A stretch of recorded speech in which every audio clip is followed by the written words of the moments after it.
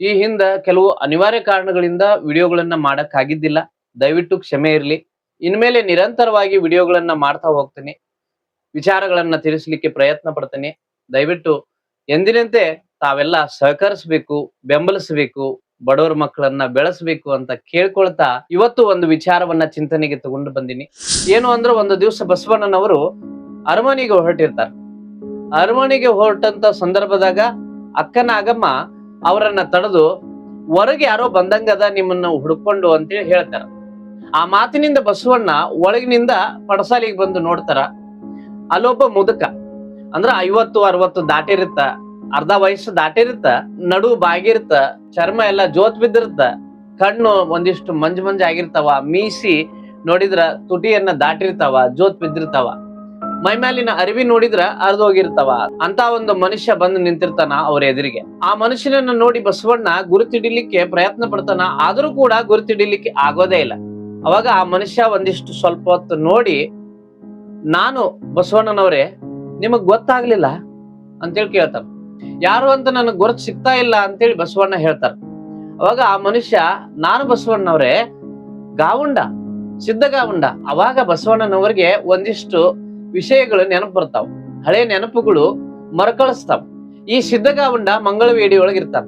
ಮಂಗಳವೇಡಿ ಒಳಗ ಬಹುದೊಡ್ಡ ಶ್ರೀಮಂತ, ಅಷ್ಟೇ ಅಹಂಕಾರದೊಳಗು ದೊಡ್ಡ ಶ್ರೀಮಂತ ಆಗಿರ್ತಾನ. ಈತ ಏನಾಗಿರ್ತಾನ ಅಂತಂದ್ರ ದೊಡ್ಡ ಶ್ರೀಮಂತ ಆಗಿರ್ತಾನ, ದುಡ್ಡು ಇರ್ತದ, ಬಂಗಾರ ಇರ್ತದ, ಎಲ್ಲಾ ಆಸ್ತಿ ಅಂತಸ್ತಿ ಇರ್ತದ. ಆದ್ರ ಬಂದವರಿಗೆ ಕುಂಡ್ರಿ, ತಿನ್ರಿ, ಕುಡಿರಿ ಅನ್ನುವಂತ ಸೌಜನ್ಯತೆ ಇರೋದಿಲ್ಲ. ಅವನ ಕಡೆಯಿಂದ ತೆಗೆದು ಒಂದು ನಯಾ ಪೈಸ ಇನ್ನೊಬ್ಬರಿಗೆ ಕೊಡುವಂತ ದಾನ ಗುಣನೂ ಇರೋದಿಲ್ಲ, ದಾಸೋಹದ ಮನೋಭಾವನೆನೂ ಇರೋದಿಲ್ಲ ಅವನ ಕಡೆಗೆ. ಸಿದ್ಧಗಾವುಂಡನಿಗೆ ತಾನೇ ಒಬ್ಬ ದೊಡ್ಡ ಶ್ರೀಮಂತ, ತಾನೇ ಒಬ್ಬ ದೊಡ್ಡ ಮನುಷ್ಯ ಅನ್ನೋ ಅಹಂಕಾರ ತುಂಬಿ ತುಳುಕ್ತಾ ಇರುತ್ತ. ಅಂತ ಒಂದು ಶ್ರೀಮಂತಿಕೆ ಅನ್ನುವಂತ ದೆವ್ವನ ಅವಂಗ ಬಡ್ಕೊಂಡಿರ್ತದ. ಅವಾಗ ಬಸವಣ್ಣ ಅದನ್ನೆಲ್ಲ ಗಮನಿಸ್ತಿರ್ತಾರ. ಬಸವಣ್ಣ ಸಾಮಾನ್ಯವಾಗಿ ಹೊರಗಡೆ ಹೊರಟ್ರ ಅವ್ರು ಯಾರೇ ಇರ್ಲಿ, ಅವ್ರು ತಿರುಗಿ ನಮಸ್ಕಾರ ಮಾಡ್ಲಿ ಮಾಡದೇ ಇರ್ಲಿ, ಅವ್ರ ಕೈ ಮುಗಿಲಿ ಮುಗಿದೇ ಇರ್ಲಿ, ಎಲ್ಲರಿಗೂ ಬಾಗಿದ ತಲೆ ಮುಗಿದ ಕೈಯಾಗಿರಿಸಿಕೊಂಡು ಶರಣು ಶರಣಾರ್ಥಿಗಳನ್ನ ಸಲ್ಲಿಸ್ತಿದ್ರು ಬಸವಣ್ಣ. ಕೆಲವರು ಪ್ರತಿಯಾಗಿ ವಾಪಸ್ಸು ಕೈ ಮುಗಿತಿದ್ರು, ಶರಣು ಶರಣಾರ್ಥಿಗಳು ಅಪ್ಪ ಬಸವಣ್ಣನವರಿಗೆ, ಅಣ್ಣ ಬಸವಣ್ಣನವರಿಗೆ ಅಂತೇಳಿ ಹೇಳ್ತಿದ್ರು. ಆದ್ರ ಸಿದ್ಧಗಾವುಂಡ ಯಾವುದೇ ಕಾರಣಕ್ಕೂ ಕೂಡ ಬಸವಣ್ಣ ಎದುರಿಗೆ ಬಂದ್ರ ಮಾತಾಡಿಸ್ತಾನೂ ಇದ್ದಿಲ್ಲ, ಕೈನೂ ಮುಗಿತಾ ಇದ್ದಿಲ್ಲ. ಬಸವಣ್ಣ ಆದ್ರೂ ಕೂಡ ಸಿದ್ಧಗಾವುಂಡನಿಗೆ ನಮಸ್ಕಾರ ಮಾಡೋದನ್ನ ಬಿಡ್ತಾ ಇರ್ಲಿಲ್ಲ, ಶರಣು ಶರಣಾರ್ಥಿಗಳನ್ನ ಸಲ್ಲಿಸೋದನ್ನ ಬಿಡ್ತಾನೆ ಇರ್ಲಿಲ್ಲ. ಆದ್ರೂ ಗಾವುಂಡ ಅಹಂಕಾರದೊಳಗೆ ಮುಳುಗಿ ಹೇಳ್ತಿದ್ದ. ಅದನ್ನೆಲ್ಲ ನೆನಪಿಗೆ ಬರ್ತದ ಬಸವಣ್ಣಿಗೆ. ಓ, ನೀನು ಸಿದ್ಧಗಾವುಂಡ ಅಲ್ಲ, ಮಂಗಳವೇಡಿ ಒಳಗ ಇದೇನು ನಿನ್ನ ಪರಿಸ್ಥಿತಿ ಹಿಂಗ್ಯಾಕಾಗಿದೆ ಅಂತೇಳಿ ಕೇಳ್ತಾರ ಬಸವಣ್ಣ. ನನ್ನ ಕಡೆ ದುಡ್ಡು ಇತ್ತು, ದುಗ್ಗಾಣಿ ಇತ್ತು, ಆಸ್ತಿ ಇತ್ತು, ಅಂತಸ್ತಿತ್ತು, ನನ್ನ ಮಗ ಜೂಜಿಗೆ ಬಿದ್ದು ಅದನ್ನೆಲ್ಲ ಹಾಳು ಮಾಡಿದ. ನಾನು ಅಹಂಕಾರದೊಳಗ ಮುಳುಗಿ ಮನಿಗೆ ದೇಹಿ ಅಂತ ಬಂದವರಿಗೆ, ಬೇಡಿ ಬಂದವರಿಗೆ, ಭಿಕ್ಷಕ್ ಬಂದವರನ್ನ ವಾಪಸ್ ಕಳಿಸ್ತಿದ್ದೆ, ಒಡೆದು ಓಡಿಸ್ತಿದ್ದೆ. ನನ್ನ ಸೇವಕರೇ ಒಡೆದು ಓಡಿಸ್ಬಿಡ್ತಿದ್ರು. ಅವ್ರು ಯಾರಿಗೂ ನಯಾ ಪೈಸಾವನ್ನ ನಾನು ಕೊಡ್ತಾ ಇರ್ಲಿಲ್ಲ, ಯಾವುದನ್ನು ತಗೊಂಡು ಹೋಗೋದಿಲ್ಲ ಸಾಯುವಾಗ ಅನ್ನೋ ಅರಿವು ನನಗ್ ಬರ್ಲಿಲ್ಲ ಅಂತೇಳಿ ಸಿದ್ಧಗಾವುಂಡ ಬಸವಣ್ಣನವ್ರ ಮುಂದ ಹೇಳ್ತಿರ್ತಾನ. ನಾನು ಅಹಂಕಾರದೊಳಗೆ ಬಿದ್ದು ಬಿಟ್ಟೆ, ನನ್ನ ಕಾಲಾಗಿನ ಕಸಕ್ಕಿಂತ ಕಡಿಯಾಗಿ ನೋಡ್ತಿದ್ದೆ ಎಲ್ಲ ಜನರನ್ನ, ನಾನೇ ದೊಡ್ಡವ ಅಂತೇಳಿ ಮೆರಿತಿದ್ದೆ. ಇವತ್ತು ಆ ದೇವ್ರ ನನಗ ತಕ್ಕ ಪಾಠ ಕಲಿಸ್ಯಾರ ಅಂತೇಳಿ ಸಿದ್ಧಗಾವುಂಡ ಬಸವಣ್ಣನವ್ರ ಮುಂದೆ ಹೇಳ್ಕೊಳ್ತಿರ್ತಾನ. ಬಸವಣ್ಣ, ಈಗಲಾದ್ರೂ ನಿನಗ ಬುದ್ಧಿ ಬಂತಲ್ಲ, ನಿನ್ನ ಮನಸ್ಸು ಪರಿವರ್ತನೆ ಆತಲ್ಲ, ನಿನ್ನ ತಪ್ಪಿನ ಅರಿವು ನಿನಗ ಆಯ್ತಲ್ಲ, ಇನ್ನು ಮೇಲಾದ್ರೂ ಸರಿಯಾದ ದಾರಿಯೊಳಗ, ಪುಣ್ಯದ ದಾರಿಯೊಳಗ, ಸತ್ಯದ ದಾರಿಯೊಳಗ ನಡ್ಕೊಂಡು ಹೋಗು ಅಂತೇಳಿ ಬಸವಣ್ಣ ಹೇಳ್ತಾರ. ಇನ್ನು ಮೇಲಾದ್ರೂ ಹಿಂದಿನ ತಪ್ಪುಗಳನ್ನ, ಹಿಂದಿನ ಹೆಜ್ಜೆಯನ್ನ ಅರಿತು ಮುಂದನ ಹೆಜ್ಜೆಯನ್ನ ಇಡಬೇಕು. ಹಿಂದಿನ ತಪ್ಪುಗಳನ್ನ ನೀನು ತಿಳ್ಕೊಂಡು ಅದ್ರೊಳಗೆ ತಿದ್ದುಕೊಂಡು ಮುಂದೆ ನಡಿಬೇಕು. ಇನ್ನಾದ್ರೂ ದಾಸೋಹಿಯಾಗು, ಲಿಂಗ ಪ್ರೇಮಿಯಾಗು, ಸಮಾಜಮುಖಿಯಾಗು, ಎಲ್ಲರೊಳಗೂ ಒಂದಾಗು, ದಾನ ಧರ್ಮ ದಾಸೋಹದ ಮನೋಭಾವನೆಯನ್ನ ನಿನ್ನೊಳಗ್ ಬೆಳೆಸ್ಕೊ, ಮನುಷ್ಯನಾಗು. ನಾವು ಮಾಡುವಂತ ಪಾಪಕ್ಕೆ ಪ್ರಾಯಶ್ಚಿತ್ತಕ್ಕಿಂತ ದೊಡ್ಡ ಶಿಕ್ಷೆ ಯಾವುದೂ ಇಲ್ಲ.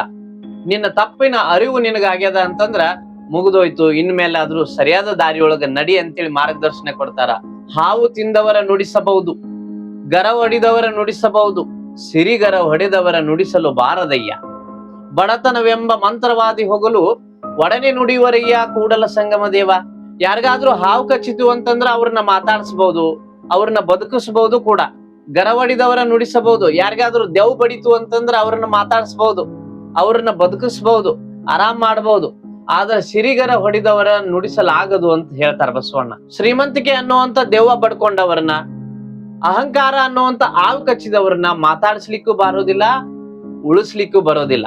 ಅವ್ರ ಕರ್ಮ ಅವ್ರು ಅನುಭವಿಸ್ಲೇಬೇಕು ಅಂತಾರ. ಅವಾಗ ನಡುವೆ ಬಾಯಿ ಹಾಕಿ ಸಿದ್ಧಗಾವಂಡ, ಹೌದು ಬಸವಣ್ಣನವ್ರೆ, ನೀವು ಹೇಳೋದು ಕರೆ. ನೀವು ಅವಾಗೂ ಹಂಗ ಇದ್ರಿ, ಇವಾಗ ಅದಕ್ಕಿಂತ ಹೆಚ್ಚಿನ ಸ್ಥಾನದೊಳಗದಿರಿ.